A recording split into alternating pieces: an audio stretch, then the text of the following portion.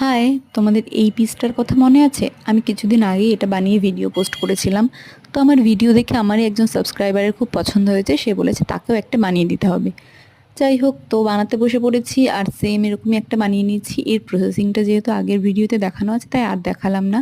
আমি শুধু এবার একটা কার্ডবোর্ড অ্যাড করেছি যাতে একটু হার্ড হয় জিনিসটা, দেখতে একটু ভালো লাগে।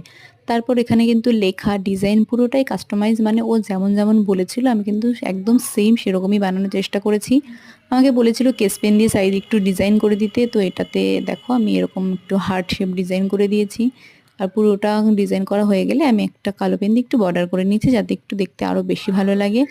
তো চলো এবার রিভিউটা শোনা যাক। বল কেমন হয়েছে? খুব ভালো হয়েছে এটা।